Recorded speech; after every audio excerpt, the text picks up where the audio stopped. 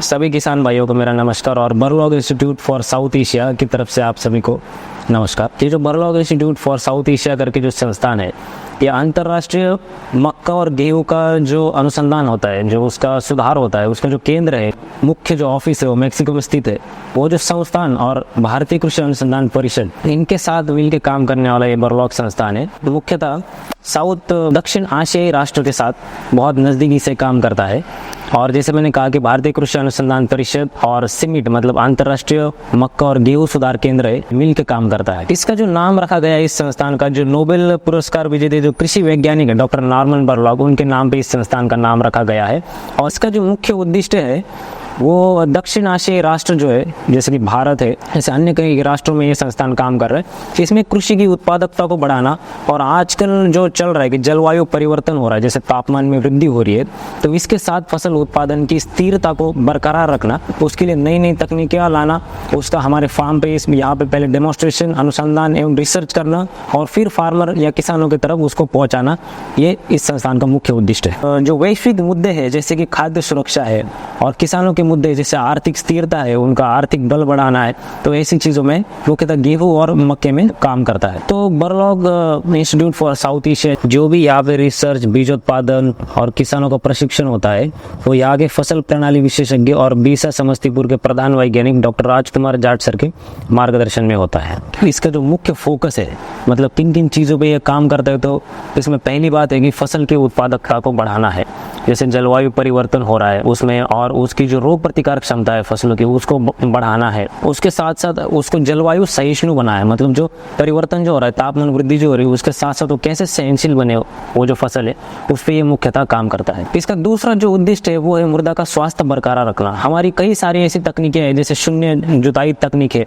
उसके बाद जो फसल का अवशेष है उसका जो हम प्रबंधन करते हैं, उसके साथ साथ मृदा के स्वास्थ्य को कैसे बरकरार रखना है, इस पे भी हम काम करते हैं। इसका जो और एक उद्देश्य ये है कि किसानों की क्षमता को बढ़ाना है। इसके लिए हम यहाँ पे आवासीय प्रशिक्षण किसानों को देते हैं, जैसे कि सौर ऊर्जा का कैसे इस्तेमाल करना है, जिसको आज सरकार भी उस चीज़ को बढ़ावा दे रही है। उसके साथ साथ अलग अलग जो फसल उत्पादन की जो प्रणालियाँ है, उसका जो तंत्रज्ञान है, जैसे कि अब मोटा अनाज की बात हो रही है आजकल, तो उसके उगाने के जो तंत्रज्ञान है उसकी कमी हम किसानों में देखते हैं कि उसका जो प्रगत तंत्रज्ञान है उसके किसानों के पास अभी तक उसका संज्ञान में वो नहीं है चीज़ें, तो उनको यहाँ पे आवासीय प्रशिक्षण भी दिया जाता है। हमारी अलग अलग तकनीक जो है वो उनको यहाँ डेमोन्स्ट्रेशन के जरिए हम दिखाते भी है। जैसे मैंने बात की कि ये संस्थान है, अलग अलग यहाँ पे पहले हमारा जो ये फार्म है, तकरीबन 150 एकड़ का हमारा जो क्षेत्र है, परिक्षेत्र, इसमें पहले हम डेमोन्स्ट्रेशन करते हैं। कोई भी तकनीक किसानों के पास पहुँचाने से पहले हम यहाँ पे इसका डेमोन्स्ट्रेशन होता है। ज़्यादातर हम इस तत्व पे भरोसा रखते हैं कि देखना ही यकीन करना होता है। जलवायु परिवर्तन हो रहा है जिसकी मैंने पहले बात की थी, तो उस जलवायु परिवर्तन की वजह से, तापमान वृद्धि की वजह से क्या हो रहा है कि लगातार धीरे धीरे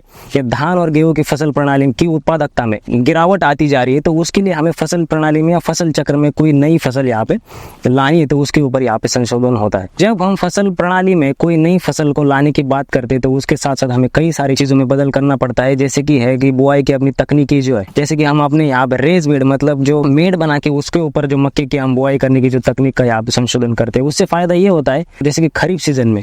बिहार के मुख्यतः बहुत सारे परिक्षेत्र में खरीफ में धान के अलावा कोई भी फसल यहाँ पे ले आना मुमकिन नहीं होता है, लेकिन मेड विधि के चलते हुए वहाँ पे मक्के की फसल लेना मुमकिन हुआ है। और कई सारे हमारे फार्मर जो हमारे साथ जुड़े हुए, उन्होंने इस तकनीक को भी अपनाया है। किसानों के लिए दूसरी जो एक महत्वपूर्ण समस्या है जिसपे गौर करना बहुत जरूरी है, वो है कि जो खेत का जो समतलीकरण है,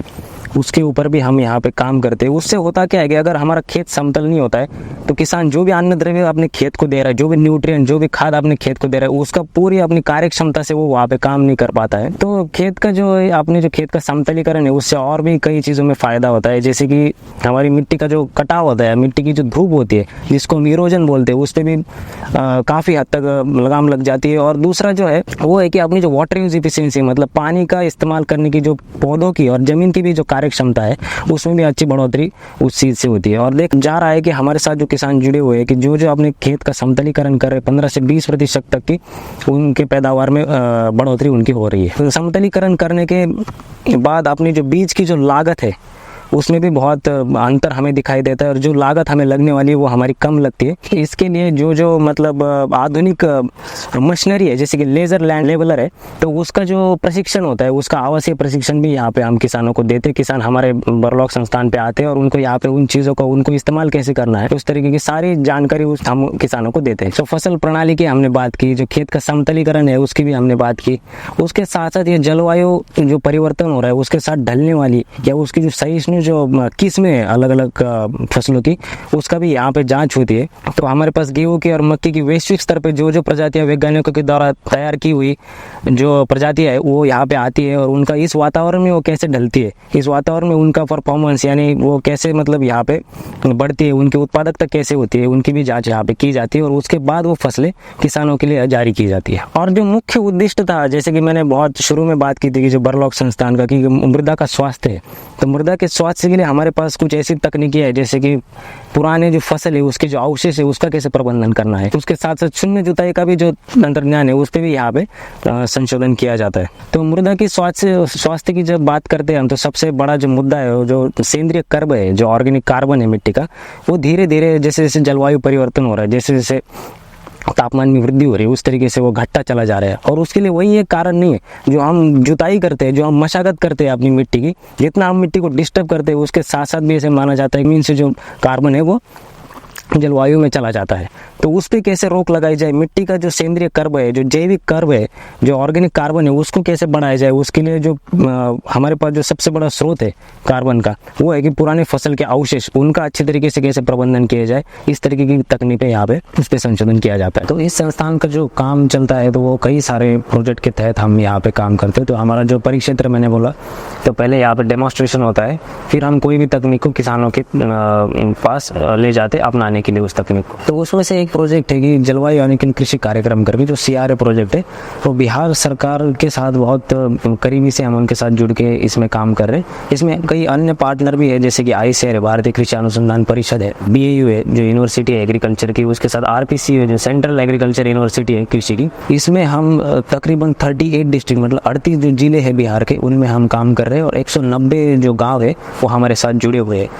ज़्यादातर देखा जाए तो जलवायु जो परिवर्तन हो रहा है उसके जो परिणाम है, अगर आप जो उत्तरी बिहार है उसमें अगर देखेंगे तो 74% जो एरिया है वो वहाँ पे बाढ़ग्रस्त एरिया है। और अगर दक्षिण बिहार की आप जो समस्याएं देखेंगे तो वहाँ से कई सारे किसान सूखे से परेशान है। तो ऐसी जलवायु परिवर्तन की वजह से जो समस्याएं आ रही है उनका हल निकालने के लिए, उन पे काम करने के लिए ये CRA प्रोग्राम में अलग अलग तकनीकों पे काम होता है। जैसे कि मौसम के अनुकूल फसल चक्र यानी क्रॉप साइकिल का चयन करना है, मौसम के अनुकूल फसल का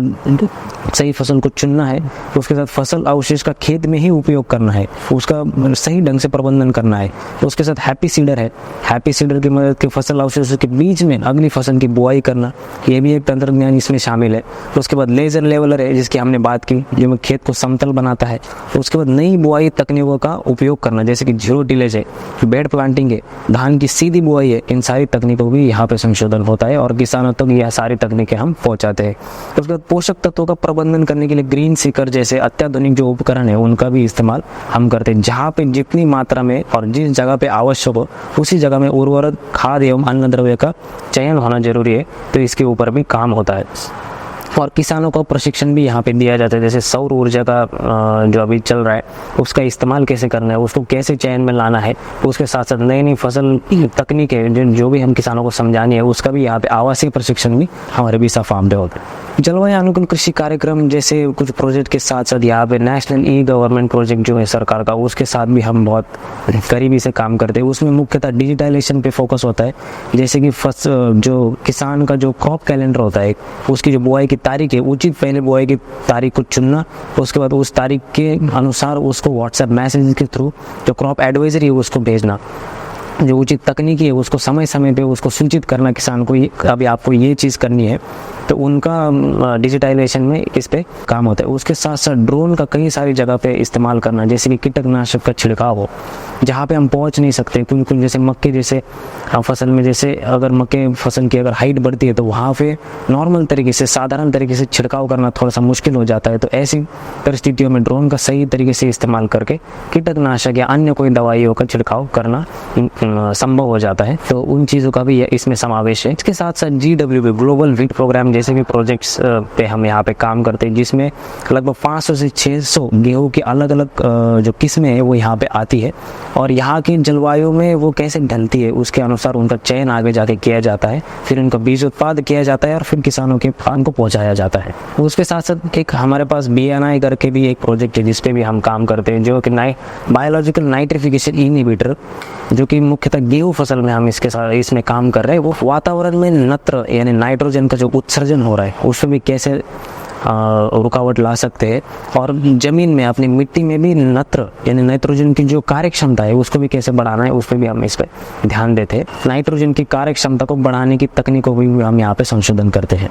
और जैसे कि हम बात कर रहे हैं कि मक्का और गेहूं की फसल के बारे में, लेकिन इस साल से हमने इन फसलों के अलावा भी मोटा अनाज पे भी हम इस साल से काम करना शुरू किया है, जिसमें कि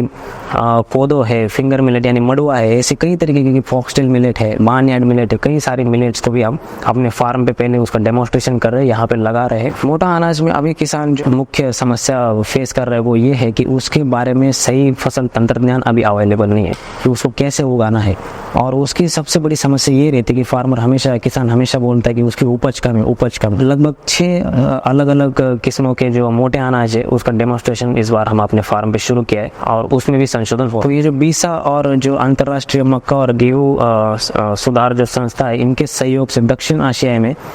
कई सारे मुख्य मुद्दों पे काम किया जा रहा है, जैसे खाद्य सुरक्षा जो कि ग्लोबल अभी मुद्दा है। उसके साथ साथ किसानों के लेवल पे अगर देखा जाए तो खाद्य सुरक्षा के साथ साथ उनका जो आर्थिक स्थिरता है, फसल उत्पादन को बढ़ाना है, इन सारी चीज़ों पे भी बीसा और सिमिट साथ मिलकर काम कर रहे हैं। और बिहार में खास करके जलवायु अनुकूल कृषि कार्यक्रम जो प्रोजेक्ट है उसके तहत 190 विलेजेस तक हम पहुँचे हैं, और कई सारे किसान हमारे साथ जुड़े हुए जो हमारी अलग अलग तकनीकों का